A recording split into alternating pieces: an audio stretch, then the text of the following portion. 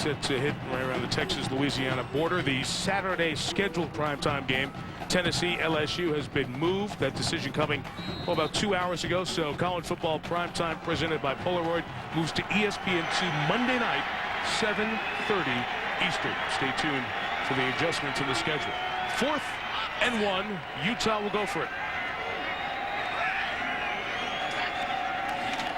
Option, Ganther. First down. Just shy of the goal line. First and goal for the Utes. Gain of 11 for Quinton. Very, very close to a touchdown.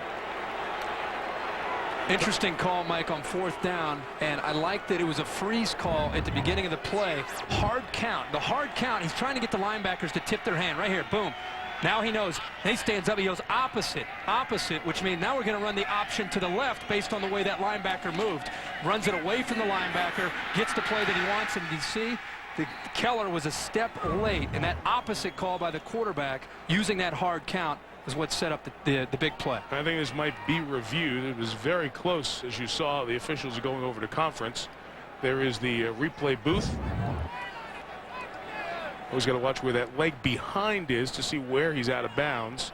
And when that knee comes down, was he across the plane? Again, there needs to be indisputable visual evidence that when the knee hits there, where's the ball? Is it over the plane of the goal?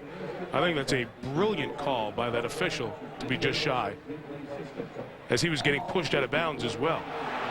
Well, you made a very key point, Mike. Where is the football when his knee touches? And he's not quite yet to the pylon. So that is, to you and I, it looks like a great call. Now the fans are seeing it up on the replay board. They're reacting. And again, I think this is the angle. One of the few stadiums where they actually show the controversial call. That's the angle. And if you're not exactly right down the front of the plane of the goal line, then you're not going to have indisputable video evidence. So I think this will be upheld, and it'll be just a nose shy. It'll still be first and goal. Again, this was a challenge, a review, excuse me, initiated by the replay booth, not by the coaches. So Kyle Whittingham didn't throw his red flag to have him take a peek. Out there, where's the ball when he's right there? And by the way, I think that's a whole interesting aspect to this, the replay boards in stadiums, because as we talked about last week in a replay situation, you're not allowed to have a monitor in the coach's box like they do in the NFL when they say, go challenge it, go challenge it. And it only factors in the Mountain West where challenges are available. No other league is doing coach's challenge. I really like to see, again, going back to the beginning of that play, I just like to see Brian Johnson in command. 4th down, big call.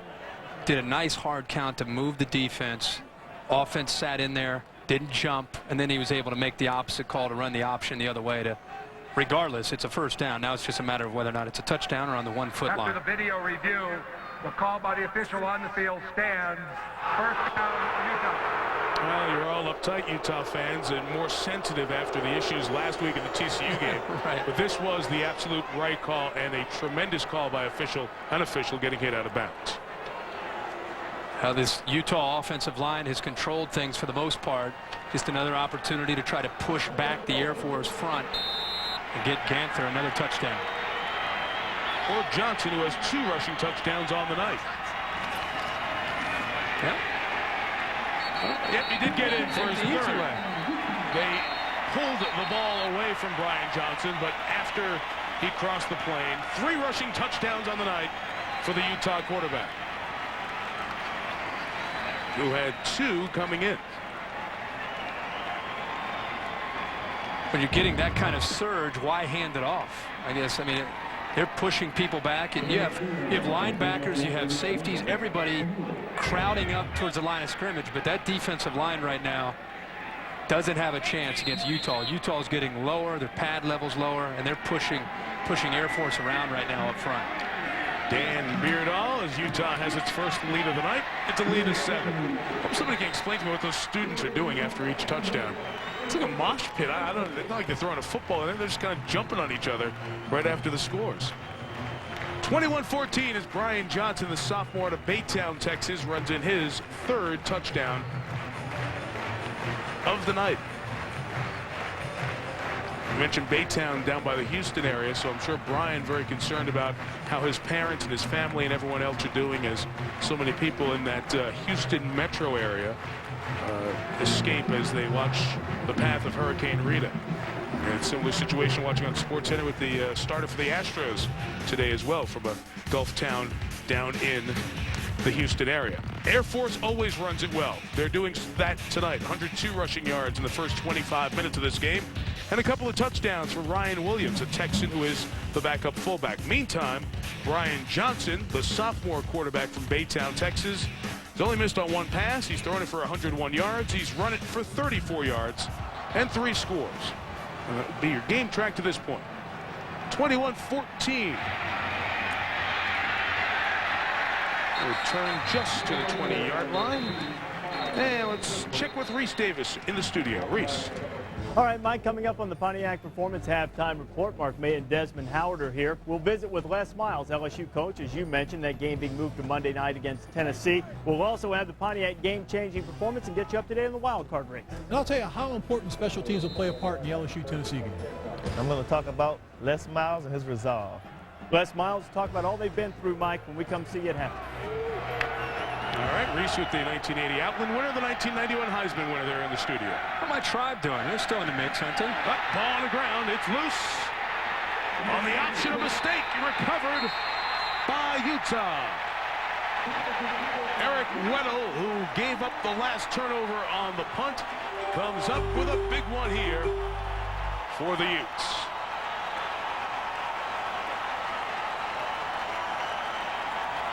Mike, the read was fine by Carney.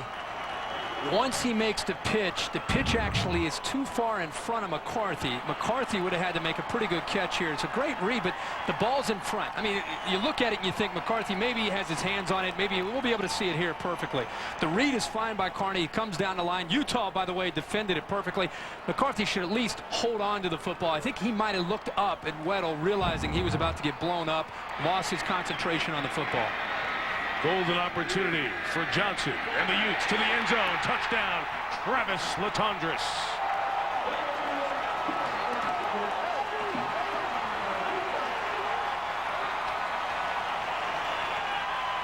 Mike, we've already seen Utah have success with those safeties and the way they're separated. Watch the move by Latondras on the left side of the screen. This is a great move on a linebacker. Look at the safeties. They're all the way out wide. Latondras with a little move to the outside and it makes the move back in. The ball is perfectly thrown. And that's the way you attack a team. After you score, you get a turnover, you go right back to the end zone with a quarterback that's hot, and you get the touchdown. 17 seconds, back-to-back Utah touchdowns. They go from tied to leading by 14.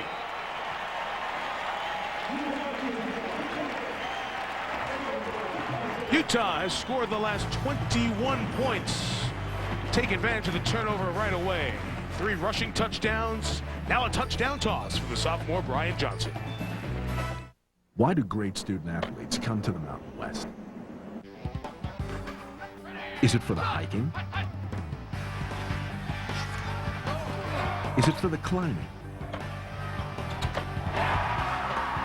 Or is it for the cool, clean air at the top of the world?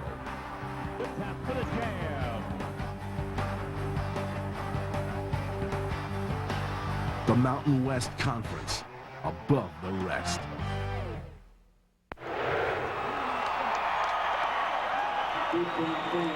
Travis Latondras, the senior out of El Dorado Hills, California.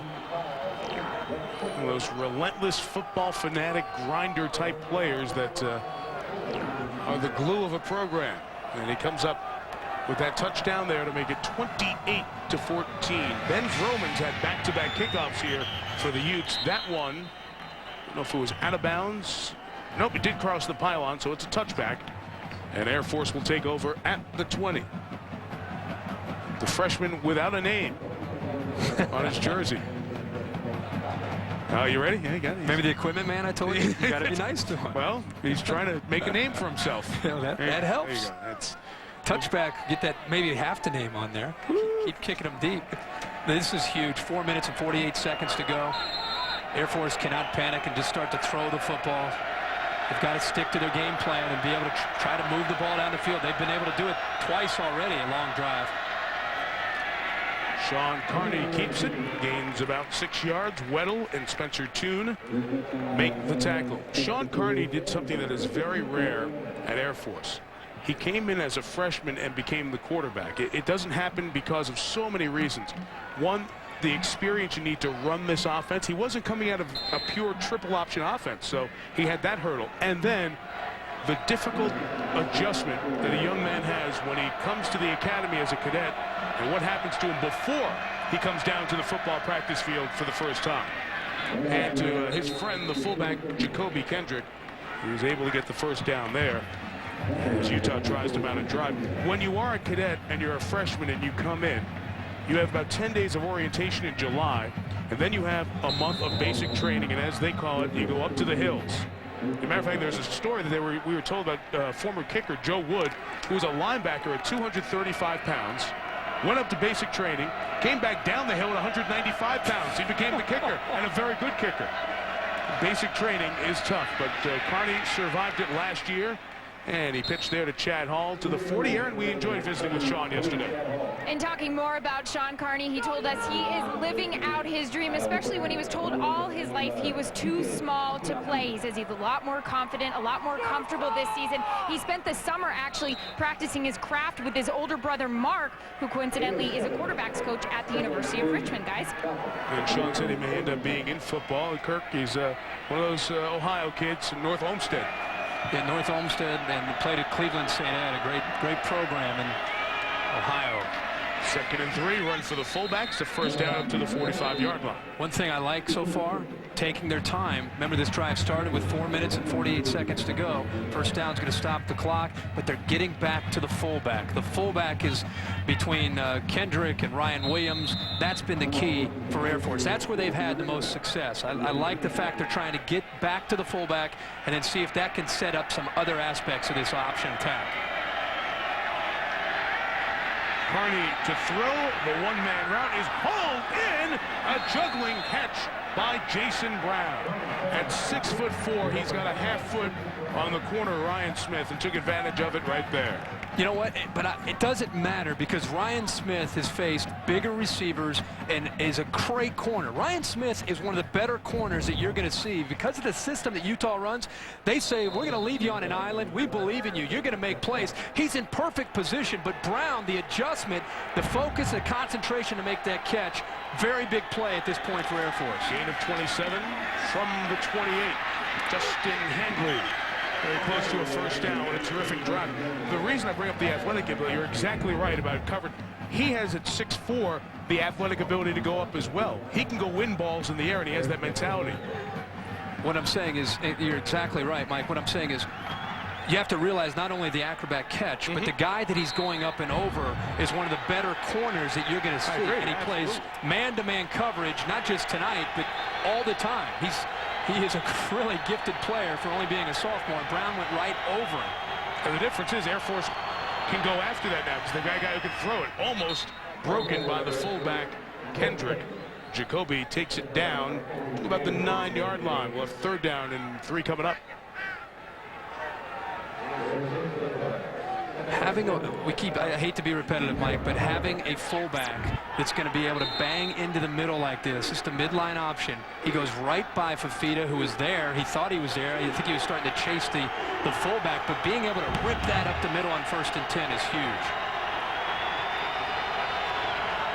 This sets up everything. Chris Evans, a 4th tight end in the game. That time, Kendrick lost his footing, and they were able to make him pay back the 10. So from here, the field goal would be 27 yards. They need to get to the 5 for a first down. I beg your pardon, it's 3rd down. A little bit surprising that they got away from what was working. And again, attacking, the tempo. They're attacking. This drive started 3 minutes ago, and yet they've moved the ball right down the field. And of course, Brown made the big catch, but for the most part, they've been picking up huge yards by being able to run up the middle and then make a play or two off the counter play where they bounced it to the outside. Drive started with 4:48 in this 2nd quarter. A reverse to Kirkwood. The other receiver, Greg Kirkwood, picked up the block from Carney and gets a touchdown. Sometimes the quarterback throws an oh-by-the-way block. No. Sean Carney threw a difference-making block. A huge score for the Air Force Academy. Two things. When you're an option quarterback and you're from Cleveland, you're going to block somebody. You're looking to hurt somebody. I mean, he comes around the corner, and he's not going to do the quarterback that's going to do the finesse Soleil block. He's looking to light somebody up. This is his chance to hit somebody. He's been getting hit the whole game. But great call by Chuck Peterson, the offensive coordinator. Third down, the defense is flying to make the play, and they come back the other way on the reverse for a touchdown. Great call. Scott Eberle for the extra point.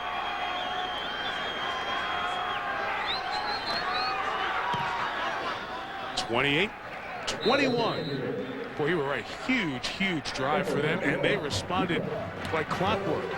Well, you could almost see the intensity when they came on the field. I don't know what Fisher DeBerry or Chuck Peterson said to them, but this was a drive they had to have before that they got to the half to cut this deficit to 7 points.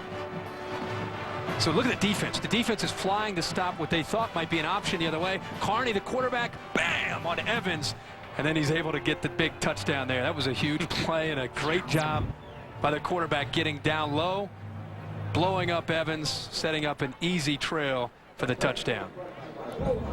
Terrific 9-play, 80-yard drive.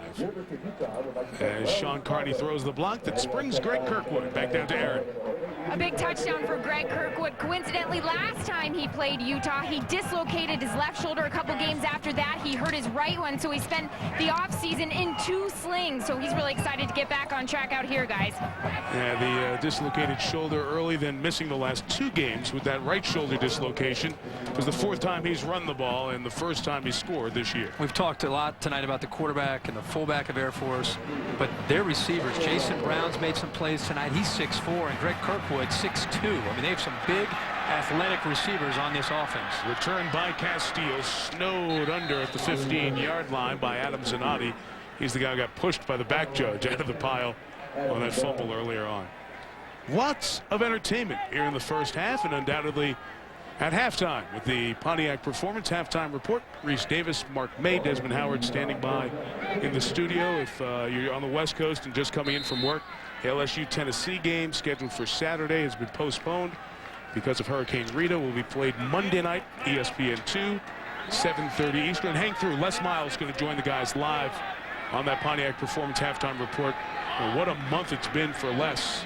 Obviously, residents of Louisiana have had a lot more significant things to deal with this month, but they have not been anything but normal at LSU. Latondres broke the first tackle, took it to the 44. Travis, who caught the touchdown on the last snap, gains 26 there. Going back to the middle of the field, Mike, I wouldn't be surprised to see Richard Bell and Air Force at halftime make some adjustments to try to take away that part of it. Because their safeties are getting back and they're getting wide, Utah has been able to attack through the middle and get the ball thrown over top of the middle linebackers. Utah, 2 timeouts remaining. The throw complete to Brent Castile, a yard shy of the first down. Maybe where they marked it, it'll be the first down. They're going to have to stop it and measure. Or Utah will take a timeout to stop it here with 38 seconds left. Utah will use that first timeout, and while they do that, they'll look to see if it's a first down. We'll step out for a second. The Utes driving, trying to add to a 7-point lead before halftime. The Mountain West Conference believes children benefit from their involvement in sports. That's why we're dedicated to fair play and why we're bringing star sportsmanship to schools around the U.S. Your coaches think you're missing something. Sportsmanship. Star Sportsmanship is a role-playing computer game. With it, students learn how to think like a good sport and how to be a good sport. Teachers and coaches visit the Mountain West Conference or Learning Through Sports to learn more. Let's help our children be stars. It's time for your chance to win one of 100 Philips HD TVs with DirecTV service for a year. Log on to 100yardblitz.com to enter. The code word is Rice Eccles. The stadium that's 9/10 of a mile high, 4,700 feet. The elevation, not quite as high up as you are in Denver, or next week we're up in Fort Collins at Colorado State. to see the Rams play Air Force. We'll get another look at this Air Force triple option again. So I'm thinking of taking my wife and kids on a winter vacation skiing. Yeah. Park City. Be all right? If I'm going to ask you about Denver, the Vail area, or Park City, I've kind of really enjoyed this area. This is beautiful. What do you think? Why are you looking at me? Why do you think? Well, you know everything. Your season ends January 8th. You get you're hitting mid. I'm turning to the NBA. Golf is going. Oh yeah. I don't know what vacations are. That's true. Send me a postcard. 2nd and 1. Out of the timeout. Here is Johnson scrambling for the first down and picking up a little bit more to the 36-yard line. 32.5 seconds remaining. See, there's a little bit more urgency that time from Brian Johnson. He got back. It wasn't open, and it's okay to take off. He wants to be known as a thrower that happens to be an athlete playing quarterback, not an athlete playing that happens to have the ability to throw. So that time, got back and picked up some yards. They stopped the clock just inside of 30. The second down coming up. One thing I think you see from Michael Vick all the way down, guys that are trying to show that they have what it takes to be a pocket quarterback, sometimes they take away from their ability and what's an asset and a strength, which is not being afraid to go back to doing what you do best at times, and that's running. It's kind of a fine line between staying too long and when to go. This is 2nd and 10 from the 34. 4 receivers deep as Johnson is flushed. Nobody came free. So once he got out of the pocket, he just threw it away because he was out of the tackle box. No grounding. 3rd down coming up. You saw the story in the USA Today this morning, perhaps, about African-American quarterbacks and the number that is increasing among the top teams in Division 1A, and that probably goes hand in hand with what's happened with the National Football League, and how when you had the championship game in the NFC last year of Donovan McNabb going up against Michael Vick, it wasn't a big news item. There was 2 African-American quarterbacks going head-to-head. Well, that's because at this level, the collegiate level, there are more African-Americans playing the quarterback position. 3rd and 10. Johnson to Latondres. 3 yards shy of the first down with 15 seconds left. See if Utah will stop it here and try to kick a field goal. Yeah, there they go. They take the timeout now. They let a few valuable seconds slide by. I think there have been some pioneers for African Americans playing quarterback that you can go all the way back to Doug Williams, you have Warren Moon, but I think the difference in what we're seeing now, Mike, is the systems have changed. Yeah. It's no longer Doug Williams or Warren Moon and having to prove that they're going to sit back there. I think the offenses now, especially in the NFL, it's taking advantage like a Steve Young. A Steve Young could hurt you running and throwing. It's that style of quarterback now, I think, is a little bit more trendy because of the defensive pressures and the way teams can attack you on the other side of the ball. So you need a guy who can improvise and make plays. Well, so far, we always talk about trends going from the NFL to college in so many ways with what's happening on the field.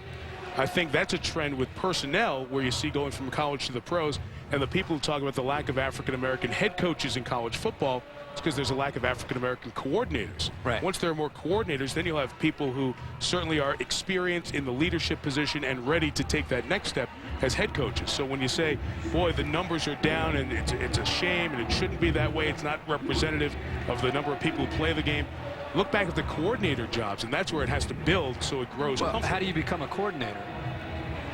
First, you're an assistant, or you're a GA. Right, You're exactly. an assistant coach. So I think it's easy to look at the end result with the head coach, but there's a starting point for every coach, no matter who you are. Dan Beardall will try this field goal, officially 46 yards. His long is 45. Fading right, but sneaks it in. A good kick with room to spare by Beardall, and his teammates know that the senior from Highland, Utah, came up big here in the final couple of seconds. He was very good in the opener on ESPN on Friday night against Arizona. Had some big kicks, was the conference special teamer of the week. And there bangs home his long of his career. 52 points in the first half. Woo! A lot of points to come here in the second half.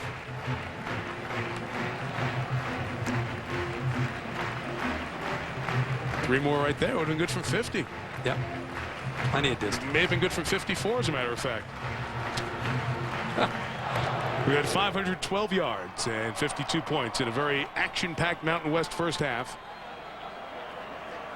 And Beardall has his nice moment. Quick shout out to his snapper Brock Condi and Eric Weddle, the holder. Is Squibbit to kill it here before halftime. Actually, it says 0-0 on our clock, and that's correct. But they keep tenths of a second. See, once they got the Olympics here, they got the big upgrade of all the electronics, the new scoreboards. We go tenths of a second here, so we have 8/10 of a second remaining. I love the Air Force attack. Yeah. But this hurts their average. Well, yeah, it does. It does. I mean, and Carney's throwing the ball nicely this year, but I don't think he can throw it 85, 90 yards here. So just kill the clock and let's go get a hot dog and let's get ready for the second half. You're going to have a hot dog? I haven't eaten dinner yet. Well, you were busy. The Sports Center hit. Very good. 4 downs. I like that. Yeah, I like that better than Fact or Fiction. You do, they had. I love Fact or Fiction. Yeah, that's okay. I think Mark and I. Yeah. See, but you're not Clayton and Salisbury. No, they're the 4th down legends. The 4 downs legends. But that's pretty good. No question. Mark held up his end of the bargain. Mark was very good. You need some work. I do. We can do some 4 downs work with you next week. All right, here's Aaron with Kyle Whittingham. Well, Coach, you take the lead into the locker, but Air Force's offense has gained over 200 yards on you guys. What do you assess of your D's performance in the first half? Not good enough on defense, no question about it. We got to shore things up with our option responsibilities. Fullbacks killing us. On the positive note, the offense is doing a great job. Special teams was big in the first half. You said it was crucial to see how your team would respond after the first loss. What do you think? So far, so good. But now we got a chance to take control of the game with the defense. We got to get it done, something we weren't able to do last week. Thanks for your time. Thank you, Aaron. Just your simple 38-point quarter there. Beautiful live shot of Salt Lake City on a Thursday night. Isn't that awesome? Beautiful. 31-21. Reese, Mark, and Desmond, your turn. All right, Mike, Salt Lake City, one of the more beautiful cities in all of North America. Glad to have you with us on the Pontiac Performance Halftime Report. You know, Herbie was talking about how much fun 4 downs is with you. Yeah. He just does it in small segments, Desmond.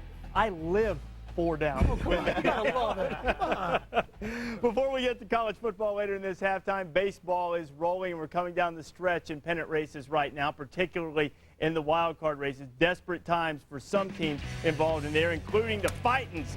Philadelphia Phillies and Braves scoreless in the ninth when former Brave Michael Tucker, and again, Michael's played just about everywhere. He's former everything. Knocks in the go-ahead run, and then, Shane, come back, Shane.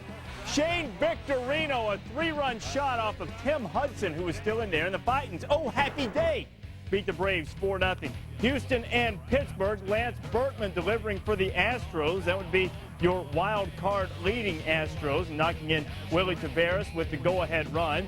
That worked so well, Houston figured they might as well try it again. Again, Berkman with a base knock. Astros beat the Pirates by a count of 2-1. So Philadelphia is hanging in there. Philadelphia is 5 behind Atlanta in the East, but only 2 games behind the Astros in the National League wildcard race. Dontrell and the Marlins trying to hang in at 4.5 back. In the American League, the Red Sox are off tonight, so the Yankees lead in the East will be a full game if they hold on to this lead. Indians leading the wild card by 1 game. They're only 2.5 back in the Central. Indians on top of the Royals, and the White Sox are scoreless with the Twins and Johan Santana. Still to come on the Pontiac Performance Halftime Report, LSU and Tennessee. We'll get you up to date on that game and visit with the Bayou Bengals head coach. ESPN's College Football Primetime is presented by Cooper Tire's Ultimate Bowl Tour. Go to a Cooper dealer near you or visit ultimatebowltour.com to enter. And in part by Jeep. Trail-rated capability. Only in a Jeep 4x4.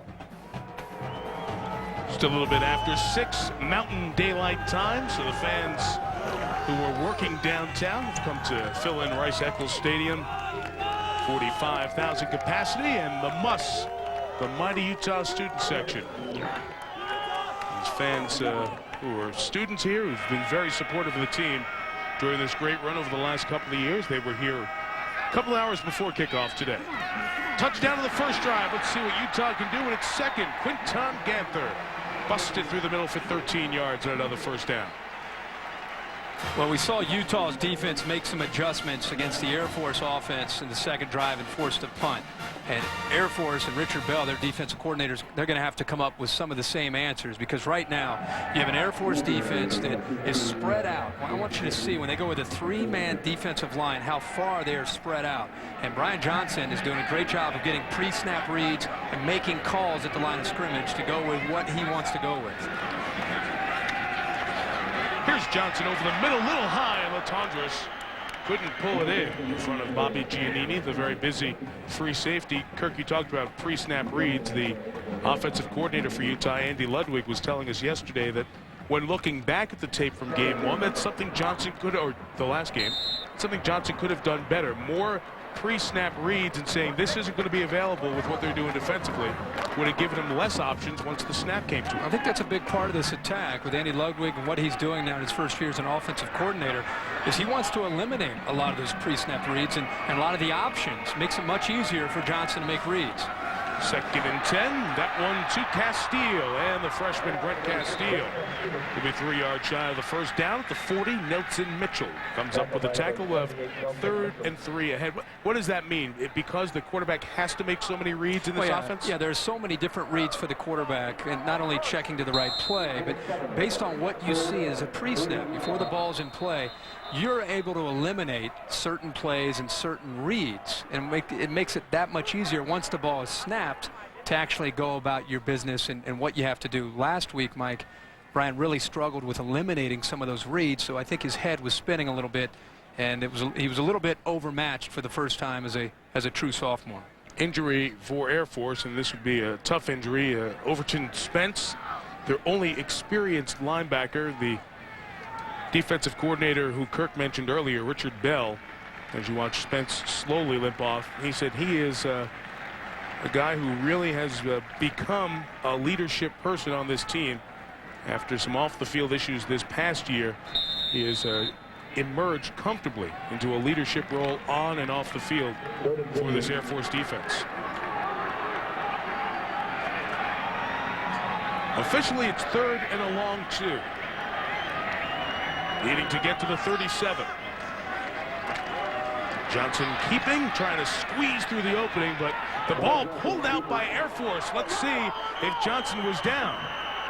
Again, we have the replay option, so they'll make a call on the field. It was yanked out of his arms by John Raybould.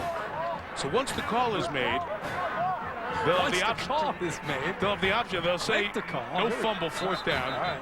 I think he was down. It looked like he was down, and the Air Force defenders are ripping the ball out. There's an Air Force player shaken up. They'll show the replay. They'll have the option to stop a game and take a closer look. Actually, a good read by Johnson. It was just a defense. He's been down for a while. It's just a defense that was flying to the football. Is he down for a while, or is he laying on somebody else? Because if he's laying on somebody else, he's not down yet. I think you also have forward progress. We learned that last week in the Mountain West. It's a little bit different than what we see around the rest of the country. Gilberto Perez was the player on the bottom that he was rolling over. Bobby Giannini, the free safety, has been active early on, is the 2nd consecutive good defender shaken up for Air Force. Again, just to go over, we have replay in 9 of the 11 conferences. The Sun Belt and the WAC, we do not. You have the option here to throw your red flag as a coach, have a coach's challenge. They haven't worked well for Fisher DeBerry, and you see the red flag in his pocket.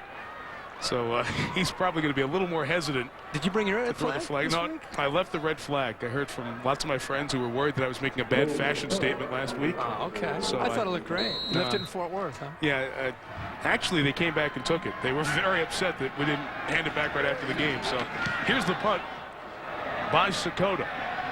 Fair catch signal is made. It's down to 21 with Chris Sutton. So let's go back. You mentioned the adjustments that Utah made on defense. Show me what you mean. Well, this is textbook, and it's easy to say this, but Burnett, the defensive end, is the read. He is the dive read for the quarterback, and this happens rather fast. We're going to slow it down.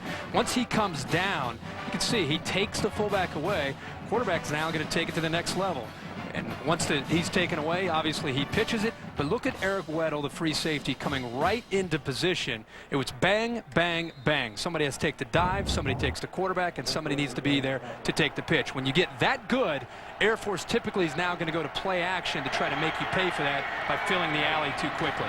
First down, there is the pitch as the halfback comes around. Chad Hall, half a yard shy of the first down. Casey Evans made the tackle, and you saw a little bit of a move up front over by the offensive left side. Let's see if it was Utah or Air Force. That was some very nice drawing, by the way. Lots of different shaped circles, the moving arrow. It's a lot of work. It's really nice. A lot of different circles there. Number 98 on the defense, decline, down as 2. Kelly Talavu called for the flag there. Mike, the reason I tell you that this is the time that Air Force, this year's version of Air Force, likes to try to get to the play action is when you see a safety. And Eric Weddle, we talked about last week, one of the more talented safeties in college football.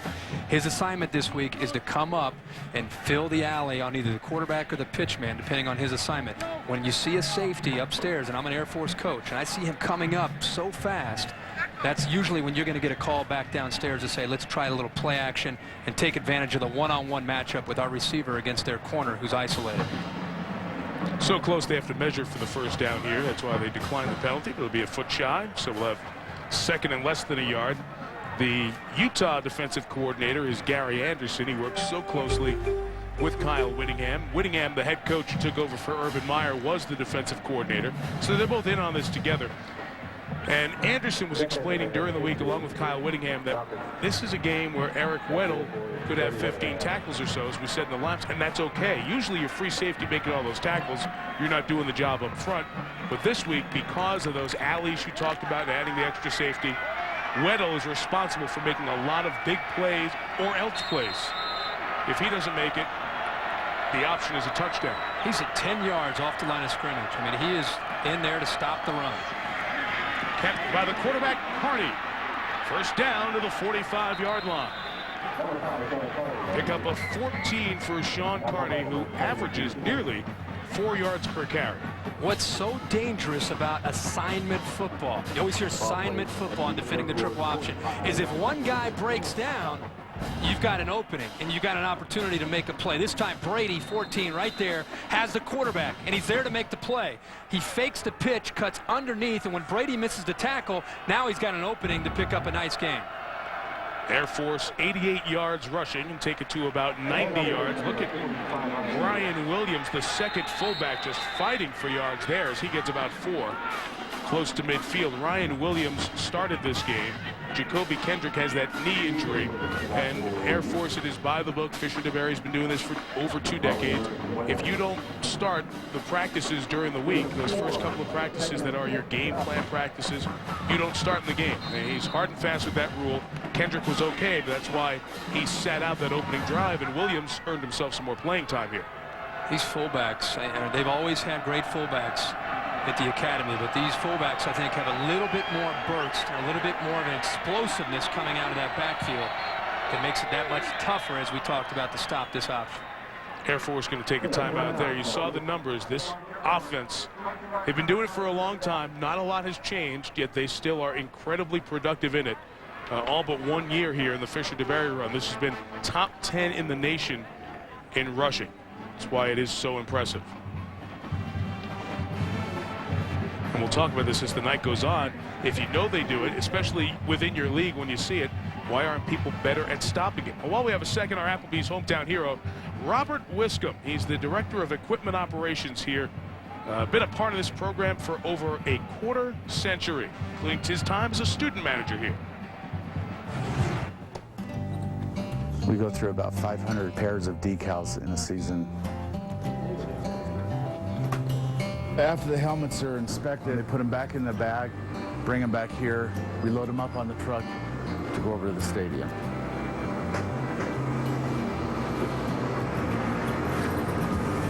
The jersey style is new this year. We have a leadership committee. They went through and designed the uniform themselves. Turned out pretty good this year, I think.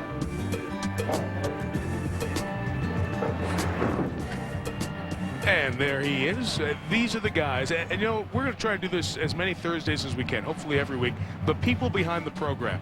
And Kirk will tell you from his Ohio State days, anytime you've been around a football team, those are the people that make a football program go. Those are the glue from coaching staff to coaching staff.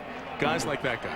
Well, it's the people that are unnoticed. You know, the true offensive linemen of college football, the guys that help you out every day in practice and in games. Jason Brown right near that first down line. He's maybe a hair shy, but a good completion on second down. Joe Giannone up there for the tackle. Those are the guys who log the hundreds of hours, the unseen time of getting, it's much more than the vernacular around locker rooms, the jocks and the socks, getting those clean and ready for the players. They're a friend to the players. They are ears for the coaches. They can get a great vibe on a locker room because they are not one of the coaches. They're more one of the guys. And players would do themselves a favor by treating those guys with a lot of respect, because there are ways those guys can make your life miserable if you don't treat them with respect. 3rd and a yard, and Air Force will throw out of the backfield for Justin Handley to the 37-yard line, a first down. Well, this is a team that on 3rd and 10 is more than willing to run triple option. But this year, they're a little more willing on 3rd and 1 to throw the football. It's fun to watch the offense because it is a different look and a different feel. And 3rd and 1, you're thinking it's a given. They're going to rip the fullback right up the middle with the success they had. And with the ability of Carney to throw, he dips it out to the back. And look at that right there by Chad Hall. This is typical Air Force. They're going to give you every single thing they have on every play. That's why this system works so well for Fisher to Berry at the academy. 3rd drive for Air Force, fullback carry for just 2 yards. Steve Fifita that time, able to derail Ryan Williams. Fifita, all-conference performer, defensive MVP of the Fiesta Bowl. Mike, it's easy for us to sit up here, but right here's a bad read. Fifita clearly comes down to take the fullback. When he comes down, quarterback's taught to pull the ball, take it to the next level, your pitch man, and then deal it. At that time, quarterback, it's very difficult. He'll go back and look at a game. Hopefully he scores 85, 90% on his reads. That time, there was a miss there by the quarterback, Chad. The fake of the throw, and back to the busy Jason Brown. Down the sideline goes Brown. He'll be inside the 10, and it's 1st and goal. So Jason Brown catches it for 29 yards there. That's his 4th grab of this opening quarter. I mean, Jason Brown is known for his size at 6'4", but that time he demonstrated his ability to make a big play. Ryan Smith, who's got great speed, once he misses the tackle, look at Jason Brown pull away and actually stayed in bounds, number 1, and then he shows some great speed to get downfield. He's 6'4", 225. Yeah. Air Force 164 yards of offense here in this first quarter. To throw, Carney going to be stopped by Fifita, gain of only a yard as he was looking in the end zone.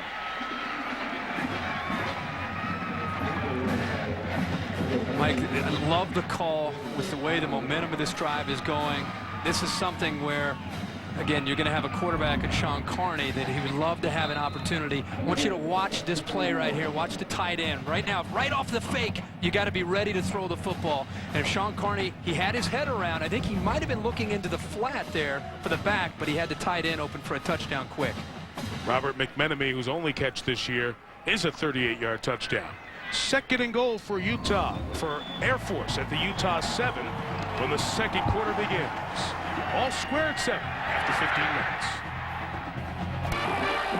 Ohio, Sean Carney led that 6-play drive that ended up in Ryan Williams' first career touchdown as he took it in from 1 yard. Well, Carney looks really in command of this offense in his 2nd year. Of course, last year as a freshman, he took care of the offense and did his best as he could running the offensive scheme. But this year, with a year under his belt, I think the coaches know what his strengths are. He now is in command. He's reading the option to perfection, making great decisions, and of course adds the element now to throw the football. That makes it, the balance makes it that much tougher to stop the option attack. The big leg of Ryan O'Day will send it, Kirk, through the arms of Brent Castillo and out of the end zone. A touchback. So the Bud Light starting lineups for Utah on offense, and there'll be a penalty marker, so we'll probably get a re-kick. Brian Johnson, the sophomore quarterback, who's 18 years old. Quinton Ganther averaging 4.5 a carry, coming back from cramping problems last week in Texas. The Tendrous, Brent Castile, the freshman back there for the kickoff. He can run it. You'll see him a lot in the option and catch it. With Madsen and Brian Hernandez, who's the 4th receiver tonight. Up front, they're all veterans. They're all pretty good. Jesse Boone's the best in the middle with Chipola, Dirk Mott, Pettit, and Jason Boone, Jesse's brother, the sophomore right tackle. Kyle Whittingham's team will get a re-kick on the kickoff by Air Force as the Falcons were offside. Mike, you asked me about the mindset of Utah, but forget before the game. You know, how are they going to be mentally coming into this game after an 18-game winning streak getting snapped in the way it did? This is not the way Kyle Whittingham envisioned the game starting. 6 plays, now you're down 7-0. It's imperative that Brian Johnson and this offense get off to a good start, because this is a team right now. It's in kind of uncharted waters at this point. This is not last year's team. Not at all. And there's so many players gone, and that edge is gone, and it even carries over to the fans. There is not the buzz. We've been here multiple times that Utah run, and the buzz pregame just not there. This time, Castile can return. So the penalty will cost Air Force about 10 yards. It comes out to the 30-yard line. Mark Carlson for the Falcons made the tackles. Here's that Air Force defense that we'll check for you as they play usually a 3-4, but they've been a lot of 4-3 this year. Gilberto Perez has led this team in tackles for loss with 4. A couple of linebackers, all of his friends call him OT. Overton Spence is the best of this bunch. And in the secondary, they play a Falcon position. It's really another name for a safety, right, Kirk? Yeah, it is. And especially against this Utah attack, the spread attack versus the option, it's a hybrid between an outside linebacker and a strong safety. Denny Poland will be the one to watch there. They open with 3 defensive linemen for this first Utah play. And Johnson to the air right away, caught by Latendresse, and Travis takes it for a gain of 5 to the 36 in front of John Tybee. Well, we got so familiar with Alex Smith in this offense last year. You got a in-person look last week against TCU at Brian Johnson. What'd you think of him after that game? Well, I think the potential of Brian Johnson is outstanding. You have to continue to tell yourself that he's only a sophomore. You cannot compare him necessarily to Alex Smith and what Alex Smith was doing last year. Ganther the carry for a yard or so, and here's Aaron real quick. Go ahead, Aaron. Hey, Mike. Well, remember yesterday Kyle Whittingham telling us Air Force will jump out in the first quarter, which is what they've done already. He said you really have to hold on because they are capable of doing anything in the first couple of series. It's dangerous to get too aggressive right away, Utah. So Kyle Whittingham knew exactly what was going to happen here in this first series. And very used to playing Utah, and as we mentioned at the beginning, very close games over the years. 3rd and 4, complete for a first down to Brian Hernandez. So Hernandez moves up to the 4th wide receiver for this Utah team, replacing Rufano Tagovailoa. Tagovailoa will play tonight, but Hernandez gets that grab. You asked me about Johnson, and what I took out of that game is, even though he didn't play a great game last week, it was just his poise. And this is very simple. When Utah has the football, what they need to do, I put a quick start down before the game even started and have an opportunity to try to spread Air Force's defense all over the field, throw the football, and then get the option game going. The triple option becomes the pitch back to Castile. Terrific block on the edge by Hernandez. Air Force wanted a flag. A first down picked up by Castile. 18 yards on the game. Yeah, both these defenses are familiar with defending the option. Same principles, it's just a different look. Utah, of course, is going to be out of the shotgun, making reads. And you're going to see Tybee, who's familiar with this look, 31 coming from the left of your screen. He fakes down, and then he comes back to Johnson. Johnson, very heady, takes a shot, but makes the right read, and then has the presence of mind to pitch it out for the big gain to Castile. There was a legal block on Chris Sutton. Just the way he was twisted, it made it look like he was brought down with a grab. Nice job by Hernandez. Good opening drive here from Utah. They picked up a couple of first downs. That one looked to be a mistake. And they'll lose yardage from it as Tybee forced it inside and comes up with the play. There was confusion without a doubt. I think Dirkmaat, the left guard, got confused, and he pulled from the left side going to the right as a lineman, and the backs and the quarterback were looking to run that triple option with the shovel pass to the left. So confusion there. But Brian Johnson, I think the thing you're going to see tonight, the thing if you haven't watched him play a lot of football, is for a young guy, he's very poised and makes, for the most part, very good decisions with the football, whether he's running the option or passing. That play was a loss of 5. 2nd and 15. Again, a 3-man front from Air Force. 8 are covering, so Johnson has to wait, be patient, complete it. Just a couple of yards shy of the first down to Latendresse.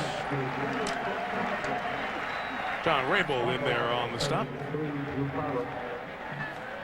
Mike, last week, TCU, how many times did we see him rush 3 or rush 4, drop everybody back, trying to make Brian Johnson show his patience? TCU had a very good defensive plan because in a zone, they were spread out, and Utah couldn't find any openings. This time, they were able to find openings, and Rabel made a mistake in getting pushed to the outside. 3rd and a couple, kept by Johnson. Late pitch will be enough with Castile for the first down. Is shy of the 25-yard line. Good job by Johnson. So many decisions for both of these teams fall on the shoulders of these sophomore quarterbacks tonight. And it happens so fast. I mean, this is a small thing, Mike, but when it's 3rd down, you need perimeter blocking. And Latondres made a block, but more importantly, Hernandez right there on Sutton made a key block, just enough room to spring Castile loose for the first down. That's 7 plays on this drive, and Brian Hernandez has caught one and had 2 key blocks thus far. A pump and go for Johnson into the middle. Latondres has it 1st and goal for Utah at the 7. So Utah walking it right back down the field.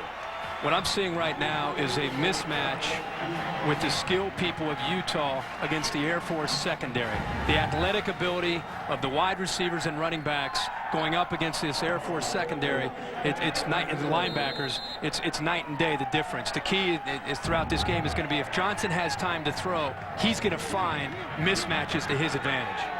The 18-year-old out of Baytown, Texas. Perfect thus far on the night.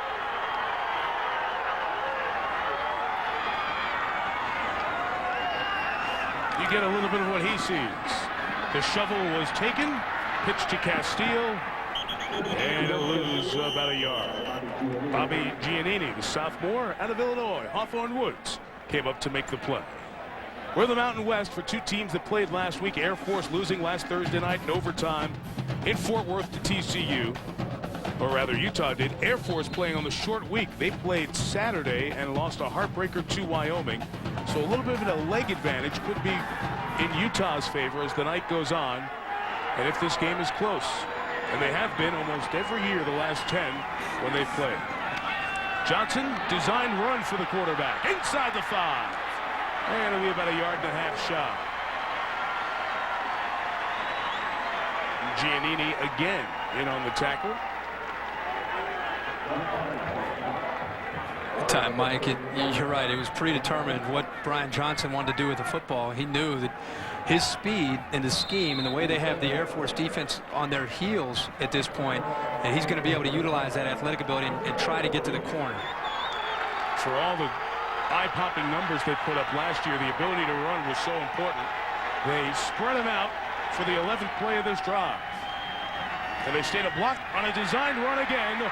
Johnson to the end zone. Utah enters with its own touchdown.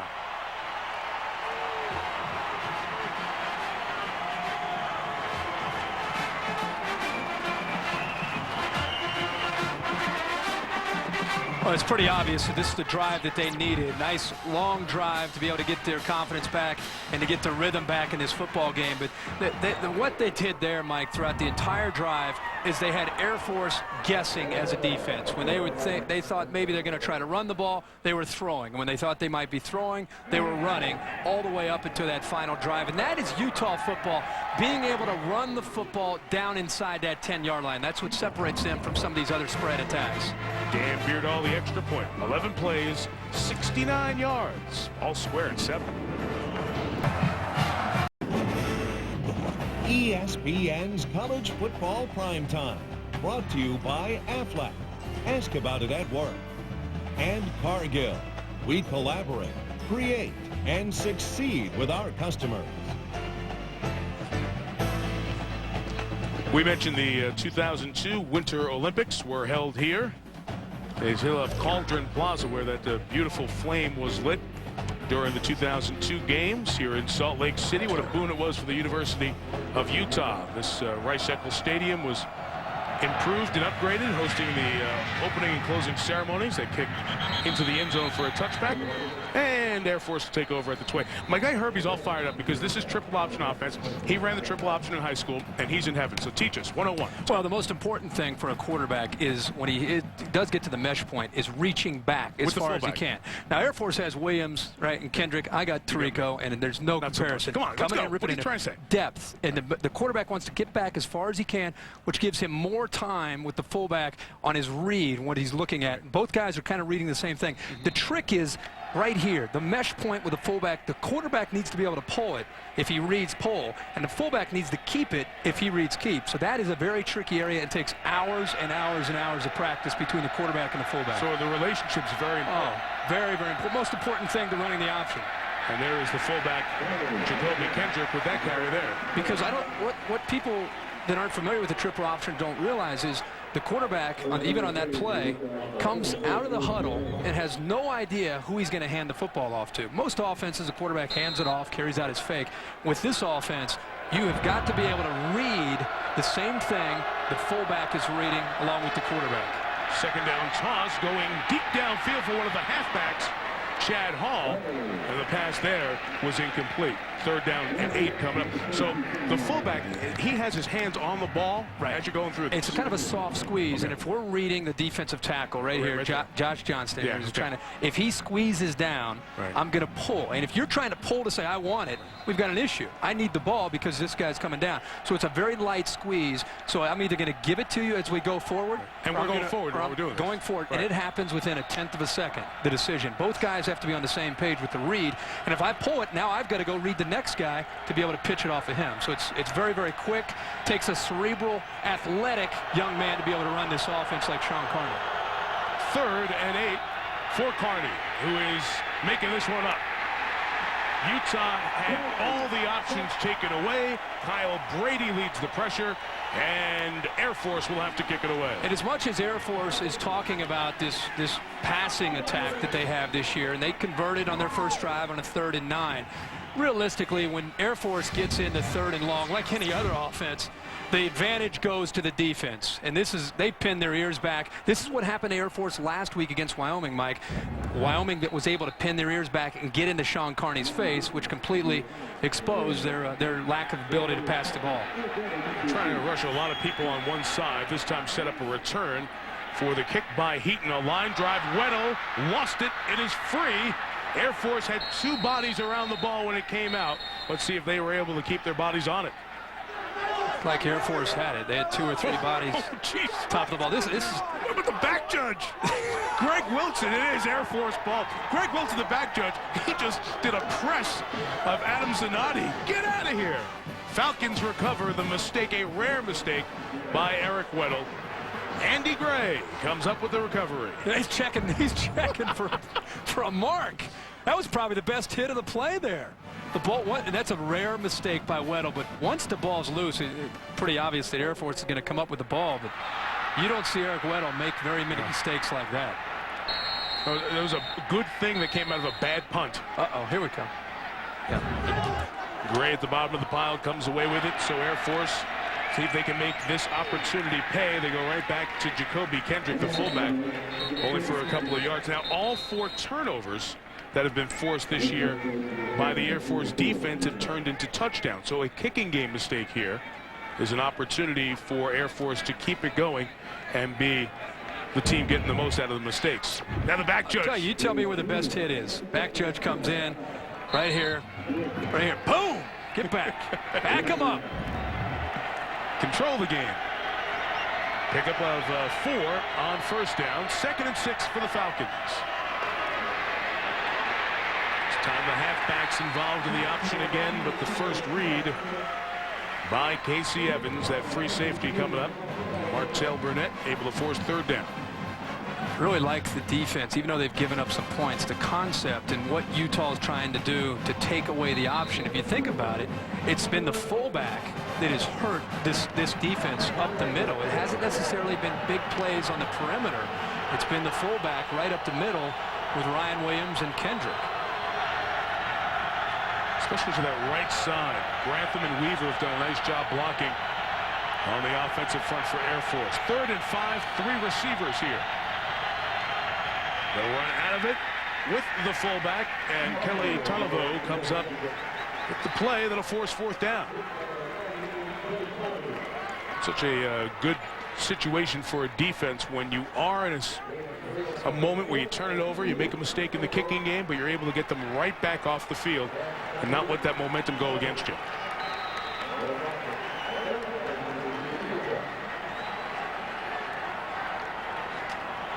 No wind to speak of to factor into these kicks. It's a very light breeze, and this is a fake by Heaton. It's blocked. He tried the rugby kick. It was blocked. Utah trying to scoop it and score. They will come up with the ball at the 33-yard line. Grady Marshall out there to block it.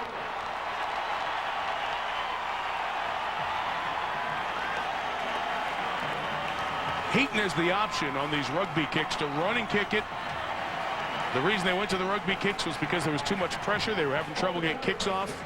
That time was just a straight rugby kick to boot it away, and turns into a block punt. Mike, he felt pressure, but this has been something that's been happening to Air Force throughout this season. I mean, they were fortunate to get wins in their first couple games, close games, but last week against Wyoming, missed extra point by a drop snap by Heatley. Now all of a sudden you have a block punt in a game that's going back and forth, and you just had an opportunity to try to capitalize on a miscue by Utah. The little things like that have been catching up to Air Force this year. 1st down for Johnson. Looking for it all. Was covered. An opportunity to come back to Amin Shaheen. Is the first catch for the junior out of Utah. Kirk talked about the kicking issues for Air Force last week. That probably cost them a 3-0 start, losing by 1 to Wyoming. And here was the extra point snap that went right through the hands of the punter, Donnie Heaton. And then they were down 1. You know, then that happens in the 4th quarter. Those get away from you. And then Ryan O'Day's kickoff was short, allowing Wyoming a return that put the Cowboys in position to get the game-winning touchdown and extra point as they won 29-28. 1st and 10. Johnson kind of gets in the way to block for Ganther, and Quinton gains 2 to the 19-yard line. One more point on that rugby punt. I haven't seen that really work for people. A lot of people do it. I mean, you're going to it because you think it's foolproof. But I see too many quick athletes getting in there and messing it up. Well, you're going to it because you think that you're going to be able to get people downfield. It's going to be a low-line drive kick that's going to give you a great roll, and you have so many people downfield covering. But at least on Thursday Night Football, we've seen it over the years. It's not very effective, and it's not the prettiest. It's not pretty. It's not good. It's not working. This is everybody, not just Air Force. Johnson ran out of time, runs out of a sack, and scoots to the 16-yard line. Pick up 3. 3rd down and about 5 coming up as Air Force's defense tries to come up with a stop. Well, one thing about Brian Johnson that he has to be able to do is he needs to be able to pull the trigger. And if he's not going to find a guy downfield, if a defense is going to drop 8, I like his patience, but at some point you've got to pull the trigger and go. And he relies so much on his arm that he is hesitant to find an open man. And that time the coverage was too good. Remember, this is just his 4th start. Saw backup action behind Alex Smith, #1 overall pick in last year's draft by the 49ers. 3rd and 5. He is pressured, able to get out of it. Johnson trying to make the last linebacker miss in John Raybould, but he's held just shy of the 1st down.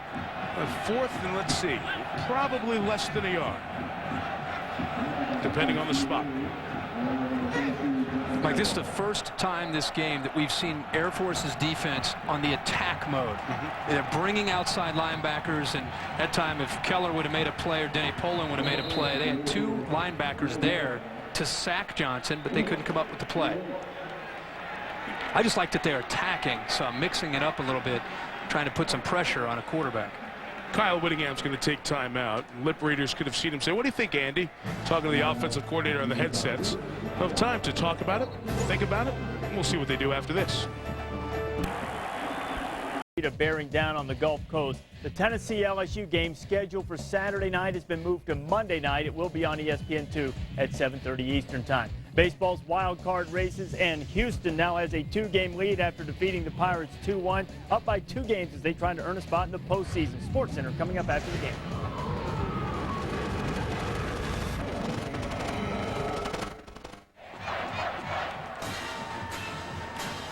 Okay, Reese, thank you. And Reese will have more at halftime when he joins the award winners, Mark May and Desmond Howard, there in the studio. 14-7, Air Force on top.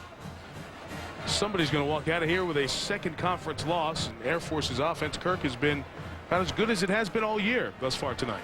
2 of their first 3 drives, textbook of what Air Force is trying to accomplish. We were bragging about how Utah's defense made the adjustments. And then I guess Air Force came right back. The kickoff by Ryan O'Day. No return for Fano Tagovailoa, so Utah will take it over at its own 20-yard line. Well, there are weeks that we may sell this a little bit harder, but this is, what do you say? Take the garbage out, do all the honeydew list things. Get everything out of the way. Get everything out of the way. And then call game plan? Quickly. On your laptop or on your TV? Get the whole watch the 15 season. games? Yeah, get the whole you should have the whole season. But this week, unless you live in that 20% or so on the West Coast, you will not see USC Oregon on ABC. So the only way for most of you to see it will be game plan. Colorado Miami plays at noon, same time as Iowa Ohio State. One game's on your ABC affiliate, the other one game plan. Call your cable operator, satellite provider for more. Johnson's first down throw is complete. Another hit for Brian Hernandez. It'll be out of bounds. 32, a gain of 12. Do yourself a favor and watch USC's offense. I mean, you're watching one of the best offenses in the history of college football. Don't wait till the Notre Dame game to see USC this year. They're worth the price of admission. Check them out every week if you can. I still cannot believe Ridiculous. what they did. They're unfair.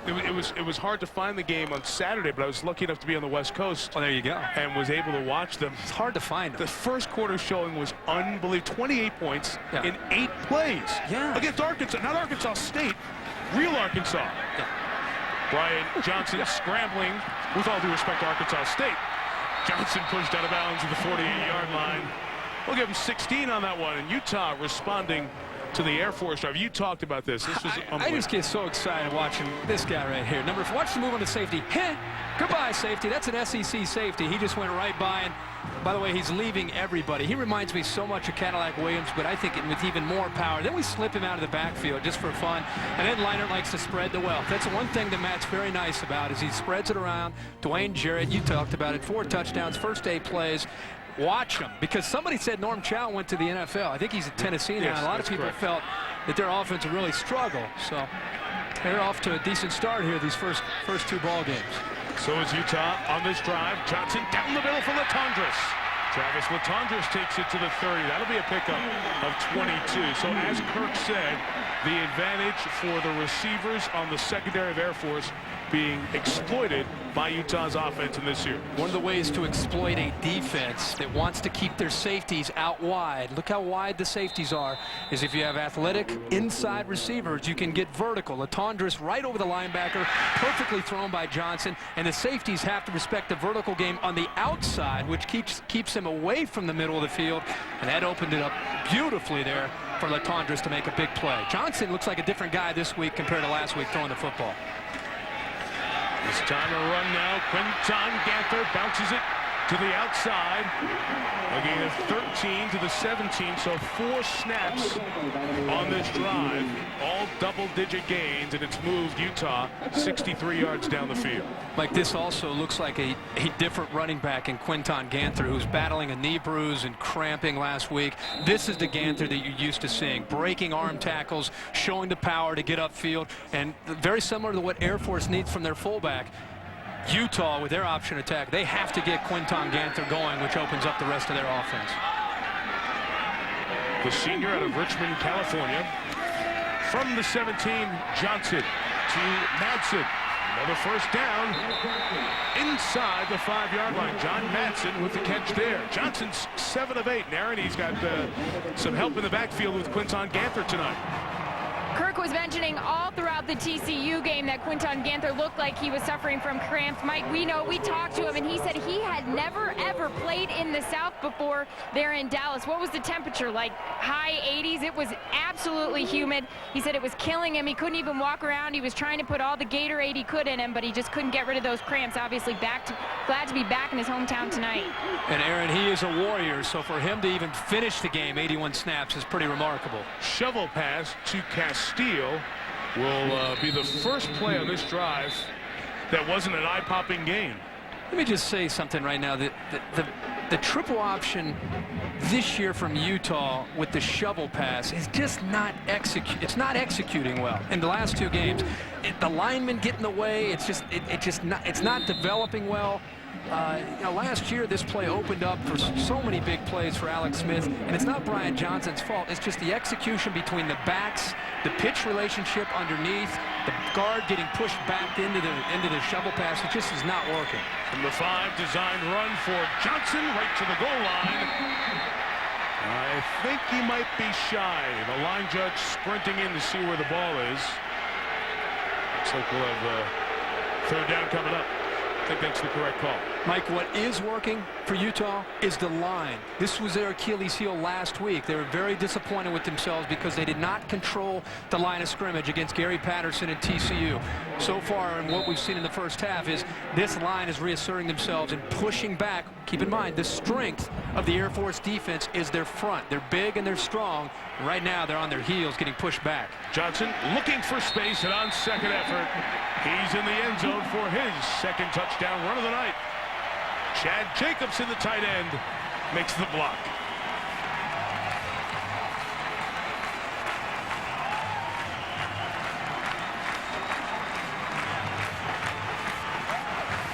Both these teams have earned their touchdowns. I mean, both teams have been able to sustain long drives to come up with touchdowns. That time, 8 plays and 80 yards. Dan Beardall on for the extra point. Might be a lot of points here tonight. There's someone in this booth thought. It's not the person speaking, it's the other guy who's just giggling. Lots of points, man. Drives of 73, 69, 78, and they're 80 yards for the 4 touchdowns. Brian Williams has 2 for Air Force. Brian Johnson, 2 for Utah. Halftime report. We're at the break. Rice-Eccles Stadium in Salt Lake City. Brian Johnson's put on a show in the first half. His Utes on top of Air Force, 31-21 at the half. The relentless hurricane season is once again threatening the Gulf Coast. People in Texas and some parts of Louisiana are evacuating as Hurricane Rita, now downgraded to a Category 4 storm, continues to threaten the coastline in Texas and Louisiana. It's also affecting the college football schedule once again. The Tennessee-LSU game set for Saturday night in Baton Rouge has been moved. Those two teams will play on Monday night, 7:30 Eastern Time. The game will be on ESPN2. The SEC made the decision after consulting with officials from both schools. And joining us now is the head coach at LSU, Les Miles. Les, what was it like waiting today to find out if you guys were going to play on Saturday or Monday? Well, we continued with what was game week, and this was a Thursday, and we had a Thursday practice, finished it, and then our officials told us that the game had been moved to Monday night, and our guys initially were a little down. They'd like to have opened the season at home in our stadium on Saturday night, but I think they're looking forward to Monday Night Football. What kind of challenge do you think it will be for you and your staff? I mean, guys sort of build toward a fever pitch. You've gotten late in the week now. Now you need to sort of even them out before getting them back up on Monday. Well, there's always some things to do in game plan, and this will be a little longer week than normal. And we have a mature football team. Our guys are looking forward to playing, and they'll throttle it back a little. They'll look forward to a couple more days of preparation, and then the game on Monday night. This has been a very difficult stretch of time for you personally, both as the coach at LSU and prior to that. One of your former players at Oklahoma State, Vernon Grant, was killed in a car crash, and then you've seen the devastation of Hurricane Katrina. How has that impacted the way you view your role as a leader of young men?